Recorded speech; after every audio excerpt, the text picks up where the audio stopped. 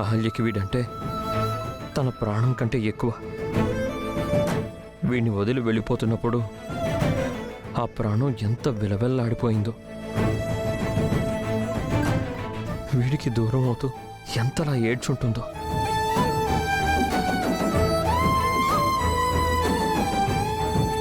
ఇప్పుడు కూడా వీడికి దూరంగా ఎక్కడో తను ఎంత నరకం అనుభవిస్తుందో.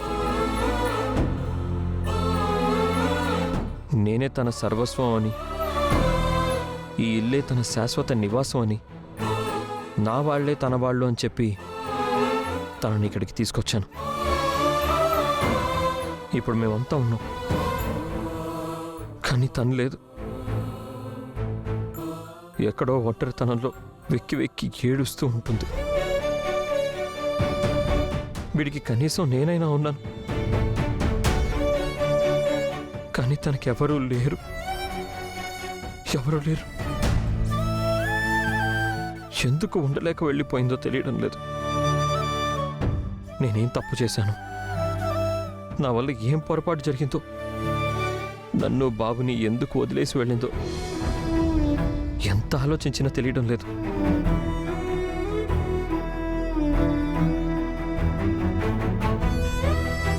సారీ అమ్మా. మాకు సాయం చేయడానికి వచ్చిన మీకు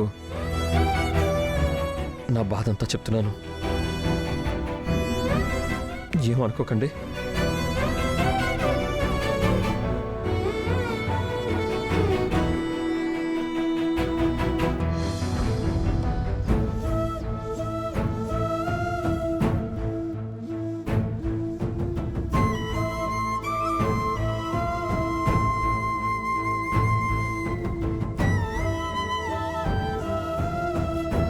నేను ఇంట్లో నుంచి వెళ్ళిపోతున్నప్పుడు ఆయన కోసం ఒక లెటర్ రాసి పెట్టాను. అది ఇప్పుడు ఆయన చూస్తారేమో.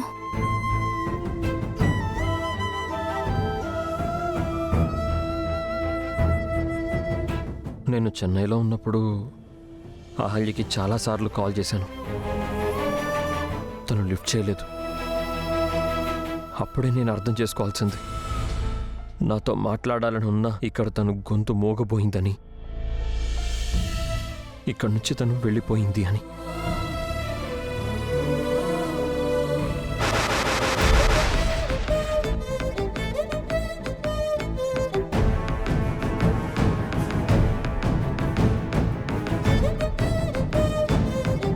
గౌతమ్ గారు, నేను కొన్ని పరిస్థితుల వల్ల ఇంటి నుంచి వెళ్ళిపోవాల్సిన పరిస్థితి వచ్చింది. ఆ విషయం నేను మీతో చెప్తే మీరు పంపించరు అని నాకు తెలుసు. కానీ బిడ్డ విషయంలో ఇలా చేయడం నాకు కష్టంగా ఉంది. అందుకే మీతో ఎదురుపడి ఈ విషయం చెప్పలేక ఇలా లెటర్ రాస్తున్నాను.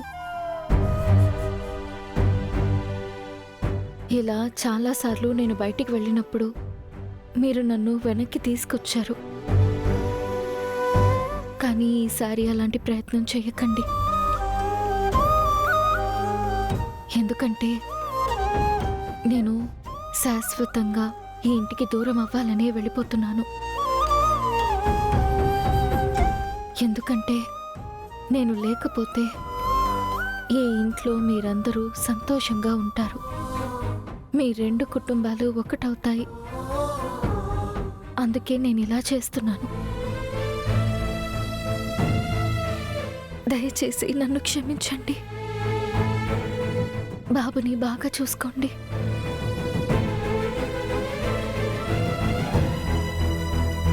చూసారా అండి, తను ఇంట్లో నుంచి వెళ్ళిపోతూ నా కోసం ఈ లెటర్ రాసింది.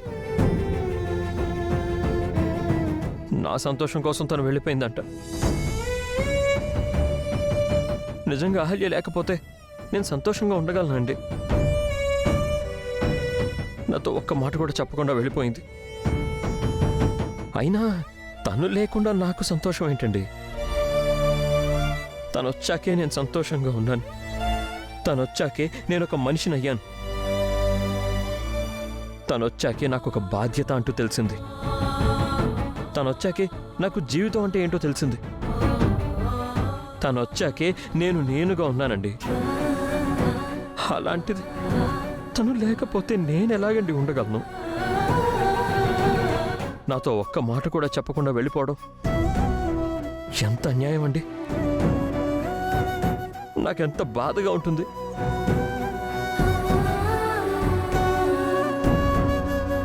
భగవంతుడా, ఆయన ఇంతలా బాధపడుతుంటే నేను బయటపడతానా అనిపిస్తుంది. నా ముసుగు తీసి ఆయనకి ఎదురు పడతానేమో. వెంటనే నేను ఇక్కడి నుంచి వెళ్ళిపోవాలి.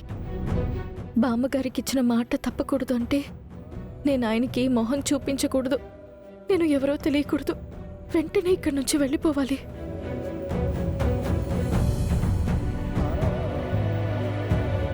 బాధపడకండి సాబ్. బాబు నిద్రపోతున్నాడు. మీకు అంతా మంచే జరుగుతుంది. వెళ్ళొస్తాను సాబ్. ఇలా చెప్తున్నానని మరోలా అనుకోకండి సాబ్. మీలాంటి భర్తని దూరం చేసుకుంది అంటే ఆవిడకి ఏదో తప్పనిసరి పరిస్థితి ఎదురై ఉంటుంది సాబ్. అది మీరు అర్థం చేసుకోవాలి. మీకంతా మంచే జరుగుతుంది సాబ్.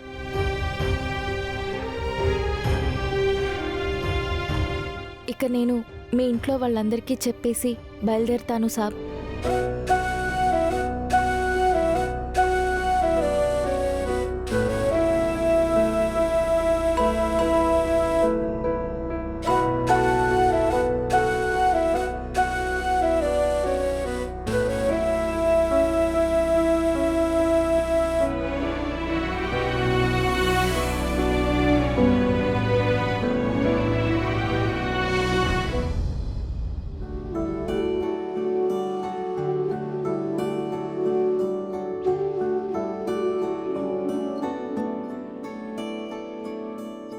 ఇదిగోండి, పాలిచ్చి బాబుని నిద్రపుచ్చాను అదితి. చాలా thanks Ayesha. Thank you so much. సమయానికొచ్చి సాయం చేశావమ్మా. నీ రుణం తీర్చుకోలేనిది. అవునమ్మా, నువ్వు చేసిన సహాయానికి థ్యాంక్స్ ఒకటే చెప్తే సరిపోదు. మా కుటుంబమంతా నీకు రుణపడి ఉంటాం. అయ్యో, అంత పెద్ద మాటలు ఎందుకు సార్? నేను చేసింది చిన్న సాయం. అదితి నా ఫ్రెండు. నాకు ఎన్నోసార్లు ఫ్రీగా ట్రీట్మెంట్ చేసింది. అందుకే నేనొచ్చాను. చూసారా, విన్నారా? ఇది అదితి గొప్పతనం. తను చేసిన మంచితనం వల్లనే ఈరోజు మనకు మంచి జరిగింది. ఈ మాణిక్యాన్ని మనం గుర్తించలేకపోయాం.